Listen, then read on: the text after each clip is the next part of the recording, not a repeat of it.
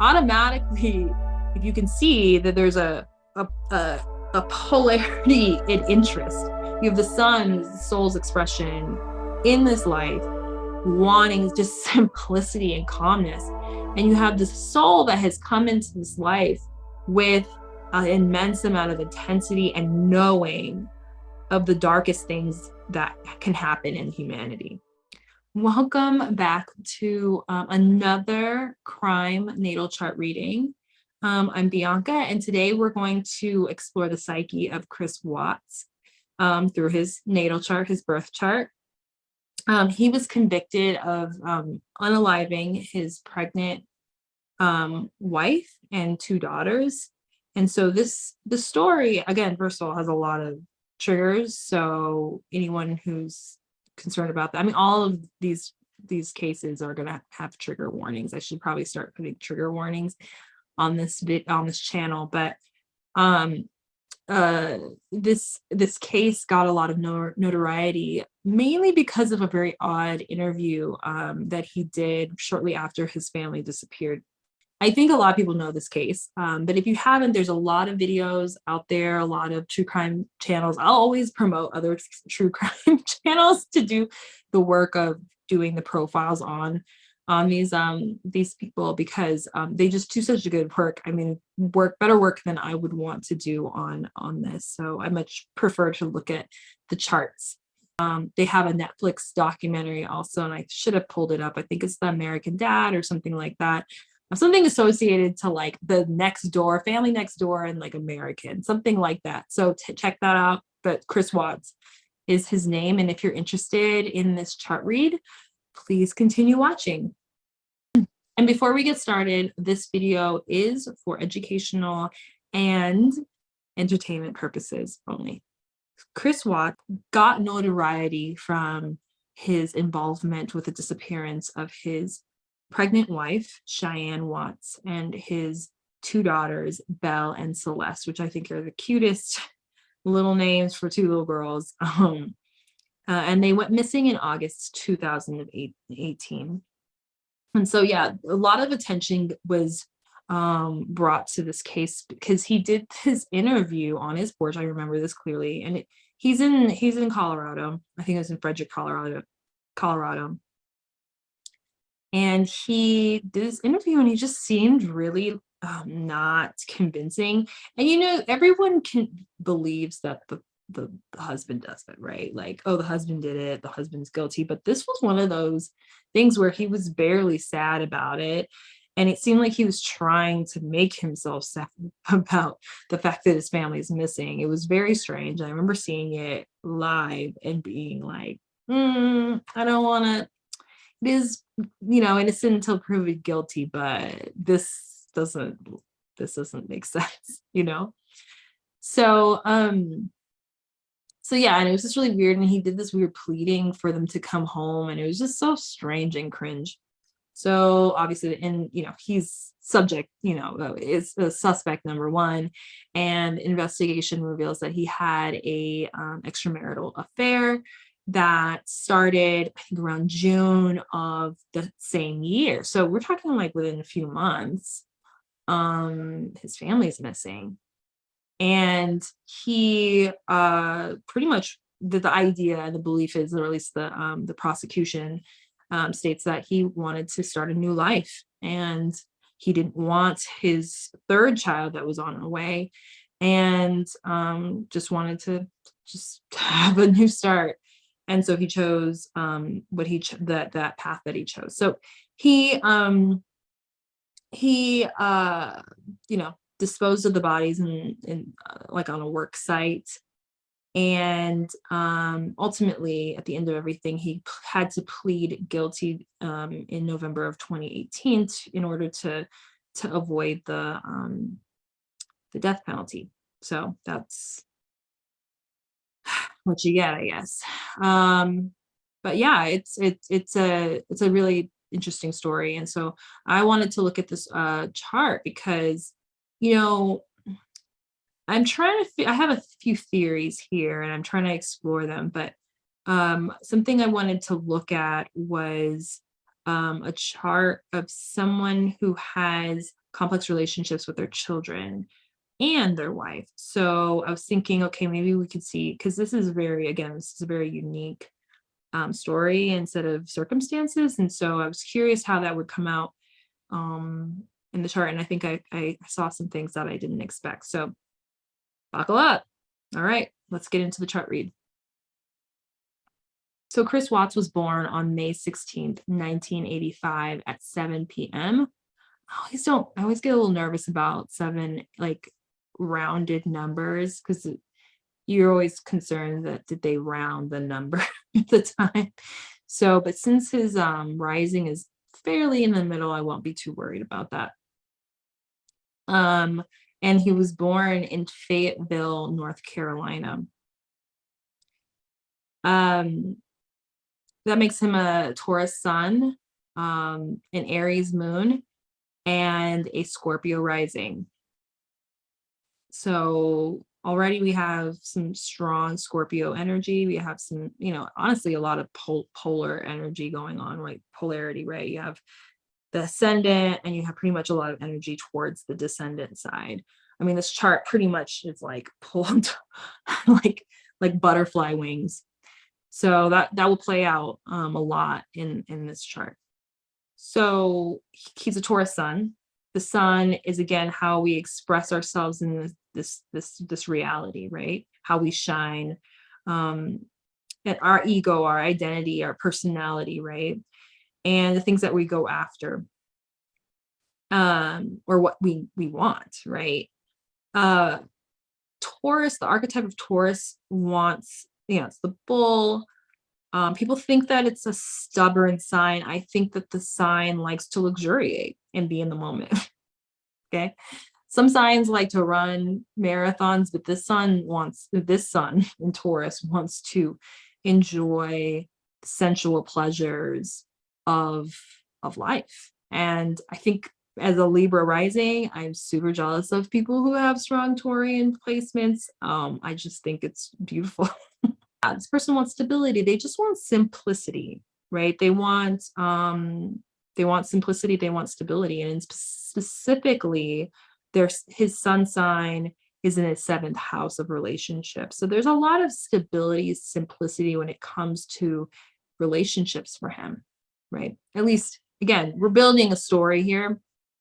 We'll get to the, we're building it out, but we're talking about someone who just simply, if we're just looking at simply sun, the 7th house, Taurus, that's what you're looking at, okay? And with the North Node, a lot of people have trouble identifying with their North Node, but in a case like this, and again, we're not looking at the South Node right now, because South Node has some interesting stuff going on, and it's actually kind of weighing it, it down a little bit, the North Node, keeping the North Node from doing what it needs to do. But if the sun is on the North Node, it kind of gives a boost to the ability of an individual being able to find their purpose. If all things are, simpatico and in line with that idea, that person would have a little bit of easier go of tapping into their North Node. So he has his sun opposing Saturn. So now we're getting into some interesting territory, right? Because at first, you have this person that wants simplicity, right? And it's opposed by this Saturn in opposition can make things very, especially if you're talking about someone who has this desire for just simplicity and just to have sensual pleasures and stuff. There's a lot. First of all, Saturn suppresses a person's vitality and the ability for them to express themselves. And so in this case, it really hinders a person's maybe feel sense of security, sense of safety, stability, and it can make things difficult for and suppress their ability to feel comfortable maybe in a relationship in this case, right? And so there could be issues with the father. When I look at a Sun and Saturn opposition, I am going to start asking questions about, authority figures, and specifically the most important authority archetype would be the father. And, we'll get to the father a little later, but something to consider. the North Node is conjunct his descendant in Taurus. And as North Node being your karmic purpose, why are you here on this earth?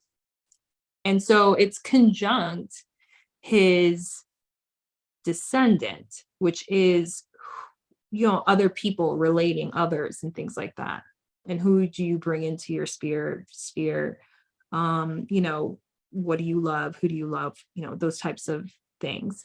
It can be a little conflicting, and we'll build on this archetype or his chart, but like that is an interesting energy to deal with when you're basically, when your purpose could be really tied into other people. So the South Node is in Scorpio, and South Node is your identity in a past life, or the identity that you have that's like you're most comfortable with. And that's conjunct his ascendant, which is, the ascendant is how you get things done. It works at the service of the sun. So you are looking for stability, but then you're going to also, and this is where this is where the complexity of his chart comes in, right? You have the sun on one side, and you have the needs of the south of Scorpio on the other as the ascendant. So let's bring it back. South Node and ascendant are conjunct. And in Scorpio thrives in the dark. And you're going to start seeing themes with these videos that there is going to have some Plutonian energy or Scorpionic energy and some Mars energy over and over again in these charts. And so Scorpio likes to thrive in the dark. And it's not because it likes to be, bump in the night, like, I just, I'm a goth kid, I just love that. No, it is because they know that truth can be found in the light and in the dark, and they're willing to do whatever it takes. And if it means they have to go in the dark, they'll do it. And so be it, and they're on their way. But the point is that they understand that life is not about like security and sensual pleasures and the things that you can feel, taste, and smell. And so automatically, if you can see that there's a polarity in interest, you have the sun, the soul's expression in this life, wanting just simplicity and calmness, and you have the soul that has come into this life with an immense amount of intensity and knowing of the darkest things that can happen in humanity, right? The soul has a lot of familiarity with pain and intensity, and they know that things are not simple. And especially with Saturn conjunct the South Node, we're talking gulag status in the past life. Someone who like lived in a gulag and understood like this is an atrocity, and obviously there's a lot of pain and struggle. And then it's just cold. Life is not going to give you what you want. You got to work for it.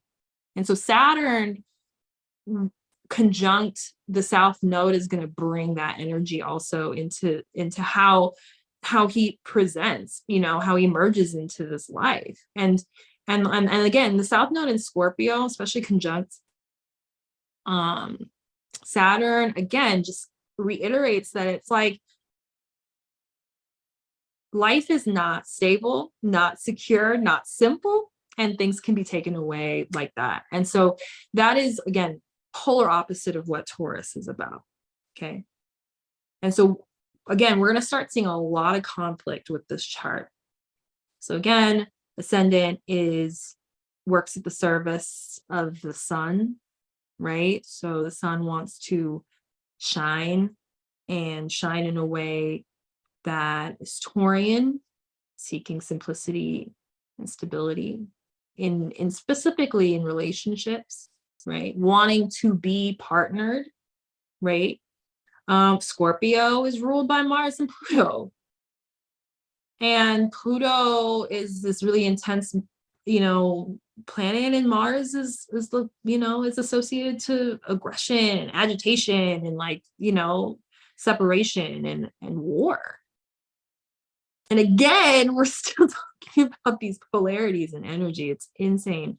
So you have a ton of a conflict of how a person wants to express themselves, how this their soul wants to express themselves, and how the individual wants to go about achieving that, right? Because you could have a want, and then the path to getting that that getting that want fulfilled or that need fulfilled might not necessarily be congruent with what they're looking for, what they're trying to achieve. Taurus is ruled by Venus, again bringing things together. Scorpio ruled by Mars and Pluto, wanting transformation, upset the turnip cart to dive deep into the taboo if needed. And especially in the 12th house. So Pluto in his chart is in the 12th house. So his proclivities would suggest that he felt like he needed to hide a lot in order to keep the peace in his relationship. So right there, that conflict gets addressed by throwing the ruler in the 12th house, pretty much the ruler of Scorpio, the ruler of the thing that can be the most disruptive to what he wants, to his ego, goes into the 12th house. So he hides that there. And actually Mars is in its 8th house, which is a house of transformation as well. It's a scorpionic house as well. It's a place of unresolved issues. But it's also a house of, intense merging with souls and merging with right? Merging with money because it's finances, merging sexually. The occult even can be considered, like witchcraft can literally be considered a merging, an intimate merging of a person and a spirit in the spiritual realm. So we're talking about someone who wants a lot of intensity. And Mars is in the 8th house, which is a house. I mean, it is functionally the house of death. I mean, people say that. And Pluto is in the house of the hidden, house of self-undoing, retreat. That's where it indicates a propensity for secrets and hidden motivations. And, those types of things need to be rooted out. But it's hard because I think without the help of a good astrologer, it's a little hard to uproot those things. I mean, this is like, masterclass in repression right here. Like Pluto in the 12th house is 100% repressed energy. And so what are we repressing, right? Like, again, the sun is going to really rule a lot here, right? The sun is going to call a shot to make someone think, okay, well, that's what I should be going after, especially with the North Node conjunct that. There's going to be a sense of purpose while doing it. The North Node makes you feel good while you do and seek those things. The thing is that when you have all this energy on the other side calling you toward your South Node, right? Which is not where you need to live in. Like you have your special gifts, you take that from the South Node, you go over and you try to live your best life in the North Node, and you help people and you give back. But you don't live in the South Node. You don't stay there. There will be times that you access the gifts from it, but it's not where you stay. And I say that because I'm seeing a lot of patterns here where a lot of the culminating events are aligned to a South Node, them over-identifying with their South Node at the moment in which they commit crimes, these people I'm doing these charts on. But yeah, Pluto is the planet of fears, obsessions, endings, transformation, secrets, intensity, power, and control. Okay. So we get into the power and the control, right? Really quick, I just want to go ahead and say, I am going to say that the South Node conjunct the ascendant in Scorpio, a person could also be comfortable and familiar with pain, violence, and loss. So if they have come into this life with a spiritual, right? Because if you're going through lifetime after lifetime, there's something you will remember is the general feeling. You'll have, again, I keep talking about the South Node being, you enter this life with this taste in your mouth. There's affinity and there's aversion for XYZ things. And so the South Node in Scorpio would mean that you would have had experienced losses, violence, abuse, or pain, and that it is easier for you to access that in conflict than not. Okay, so that is huge. I don't know if this is our first Scorpio South Node. I don't know if this is, because I don't know, I forget. I don't think Aaron Hernandez was a Scorpio. So, I'm horrible. I forgot already. But so just again, we're building the person, we're building the character, right? So Pluto opposing Mercury. Pluto's opposing Mercury. So when I see that, I'm thinking, okay, so you have this person who has part of them that's repressed, hidden, okay? And Mercury represents communication, thought processes. And so, specifically, one of the areas that this person is, having issues is through their thoughts and their ability to speak up, especially because when you got Chiron up there in Gemini, it's ruled by Mercury, that is a wounding of not being able to speak up and be heard. It's also a wounding of comparisons. It's a wounding of like, am I, am I the good kid or am I the bad kid? Because it's the siblings. It's again, just comparisons. It's I don't have a voice. And so you have the Plutonian energy of control and it's and power dynamics and intensity. And all that stuff is just being repressed. This is repressing. This person is it's just adding to the story of like, not only can he bring together his goals and how he wants to get them done, but he's hiding a significant part of him, and it's also leaving him voiceless and unable to speak his truth. So this might cause him to have trouble expressing thoughts, especially when it will potentially expose his deepest, more taboo desires. And so, interesting. Mercury ruling Gemini, Virgo, and again, the Chiron in Gemini, again, wounding around being able to speak. And it's conjunct his Mars, which gives a bit of shame to that. Mars is a doing energy. There's wounding around being able to speak. Like, why can't I speak? That adds shame because he's unable to do. So the doing hurts, like the actual act of, merging with a person in a really passionate way, in a true way to him. Like he wants that, being honest and speaking the voice that is authentic to him actually hurts. It feels like it's not what he should be doing. And then there's even a bigger issue for him because it is character defining, because Mars is one of his chart rulers here. So this could literally translate to a person's wounding of not having a voice, then somehow turning violent. We also have something, and again, it's something that I've been noticing a lot in charts, okay, is these fixed grand crosses.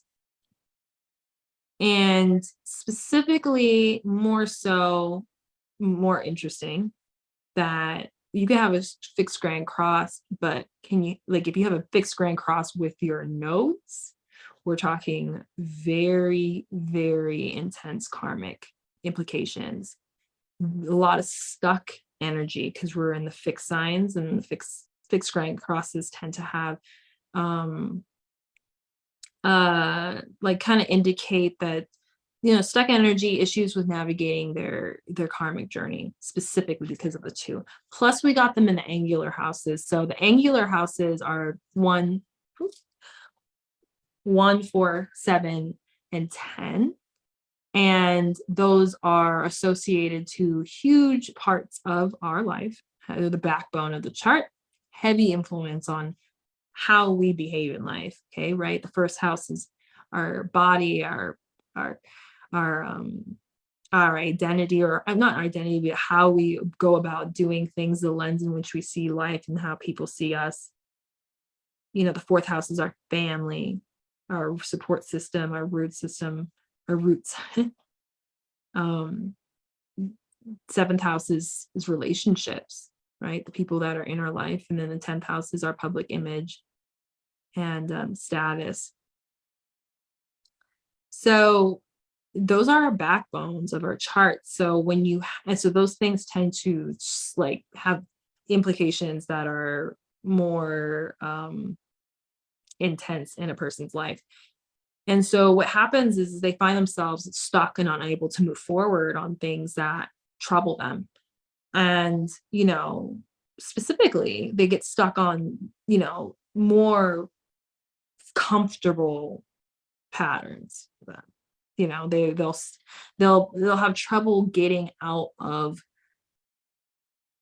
the patterning or the responses that they're used to.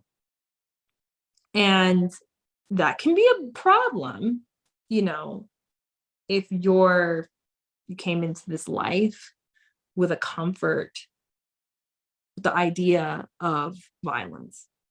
If you grew up in a particularly if you grew up in particularly traumatic circumstances and have bad examples of how to problem solve and like conflict resolve and address your emotions or your anger, you reverting back to what's comfortable can probably not be the most beneficial approach.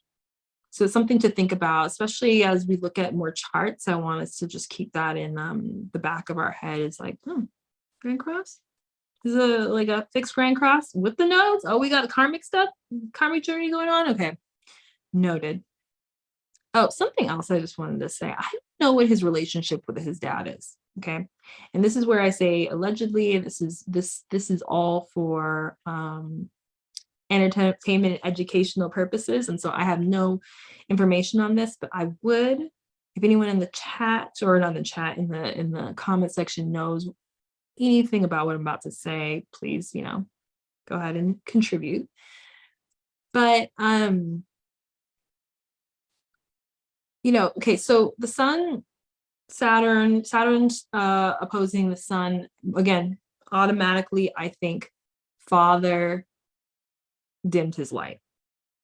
Growing up, his father could have been very well taught him how to be. He was very intense, so his father was very intense, so therefore he was intense, and maybe had some skeletons in the closet, because it could be him. I mean, we know it's him, right?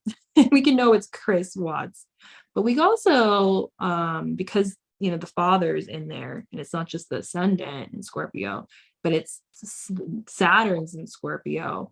He could have been a very dictatorial father. You've got like that scorpionic determination, diligence, being able to survive in like some so like really intense environments. And then you have the willpower and drive. Not necessarily willpower and drive, because that's very Martian, but the focus, the long-term focus, and planning that Saturn has, it can create people who are just really like, I wouldn't say calculated, but on the bad side, yeah, I would say calculated. Dictators tend to have this placement. I know it's horrible to say this, but like, yeah, it's a dictator energy. And if you know, you know, like I know people who have this placement and they're like, yeah, yeah, yeah. I run stuff at work. It's not a joke. So but yeah, so I'm curious if his father was like that. And the rulers of the father, like in this chart, which is Saturn in Scorpio, is again in the 12th house and in the 8th house. So I'm curious. And then you also have this issue of Mercury opposing Pluto, which is one of the rulers. So I'm just thinking, like, does him and his father share a secret? That, I don't know. There's something that just gives me secret vibes, or whatever relationship he had with his father, what, muted his ability to speak. Maybe he knew a secret about his dad. I don't know, but there's something about the father that I am peeping, and it's like my spidey senses are going off on this. And the mother seems like a lesser character. She's kind of setting a little bit in the chart. So I wanted to go and talk a bit about, before we go, because I do wanted to quickly touch on the day of the crime. And I believe the date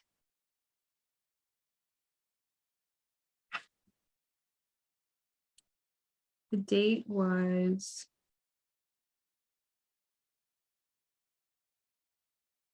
sorry, it's taking forever. Okay. The date was August 14th, 2018.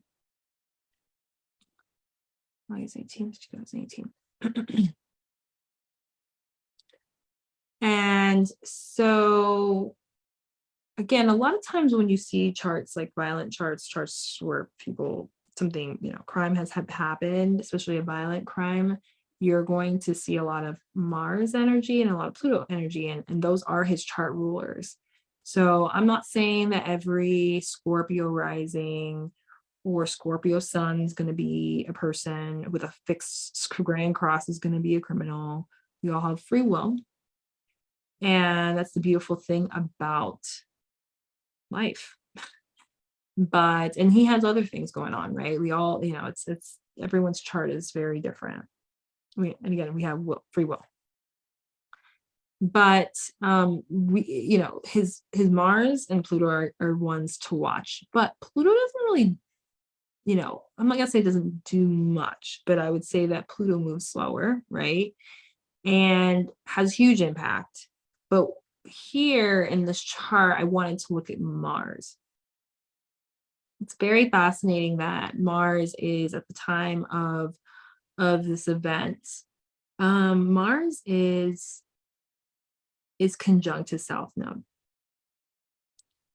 Mars agitates things a lot, really like grinds the gears and inflames things. So on this day of the crime, something that stuck out to me immediately was Uranus transiting his natal Mercury in the 6th house, opposing his repressed Pluto. And think about it, like Uranus, so we have a person who feels like they have no voice, and that they have to put a part of them in a box. And again, this is by no means saying that he has a reason for anything. We all have choices, and this is one of those things where it's like it's not an excuse. It's just a reason why we need to work on ourselves and work on our getting out of our South Node and trying to work on moving towards our North Node. That's all I'm saying, because this is where we're going to land at. It's this South Node situation. But Uranus, the ruler of his IC, and the fourth house. I see being family, home, roots. Okay. Uranus is the great liberator. Okay. It is the thing that shakes things up, really disrupts things in order to disrupts the traditions that were set forth before, you know. So if it doesn't work, throw it out. And that is transiting his Mercury, his essentially trying to, it's kind of activating this energy of speech and communication. And then to the degree it's also forcing transformation because it's opposing Pluto on his chart to the degree. I mean, it's a pretty close degree actually. It's off a few minutes. It's off 11 minutes. So we're talking someone who is really feeling this, like, I need to make a change. I need to make a change. And I need to get my voice back.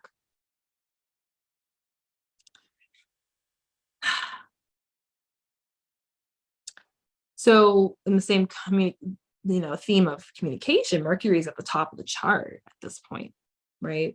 Mercury is at the top of the chart in retrograde. Didn't look at when it went into retrograde, but when Mercury is in retrograde, things really come to the forefront and really become intense for someone internally as far as what they're thinking and like what they need to be working on and their internal mental processes. And so his moon, his March, his Mercury is the top of his chart, meaning very important. His sun, his identity is at the top of the chart in Leo, which is very, it's a hot sun, right? Very passionate. And this person is evaluating, like, what am I about? How can I regain my voice? Uranus activating the transformation in the Pluto and activating, like, I want to break free. And so in a way, this period of time could have been a time where he is trying to regain his voice. And I heard that he filed for divorce. He did. Like, he either filed for divorce or he talked to her about filing for divorce. I don't know how that went, how real that was, but I will say that actually kind of tracks that he did somehow communicate something to someone about getting a divorce.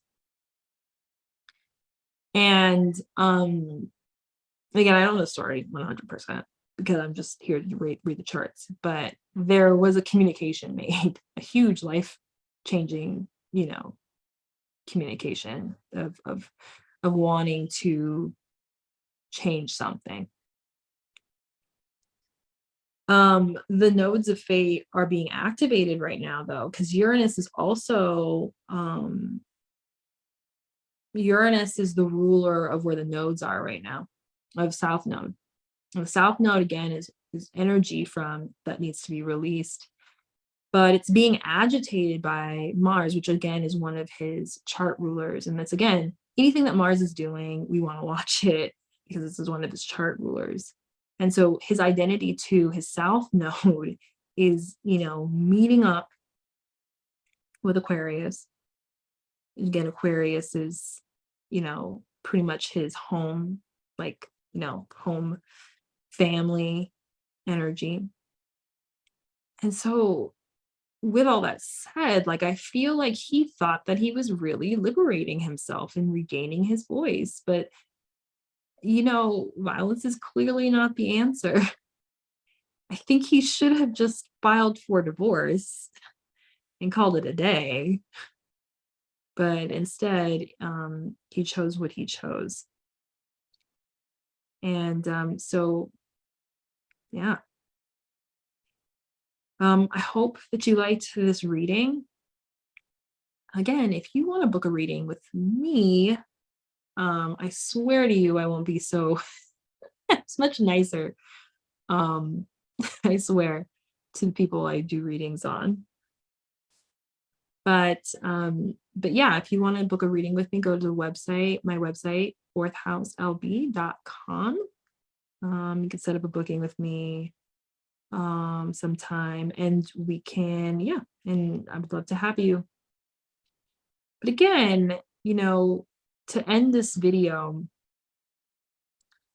I guess my cautionary, again, he identified his chart ruler as a conjunct to South Node. And so, he made choices that were more aligned to this energy, the South Node type of energy. And it's squaring his actual South Node as well. So, I mean, we've got like basically a nodal square going on, which is this intense energy of frustration and tension and struggling to really make the choice. But then at the same time, you've got Uranus being like, I got the choice for you.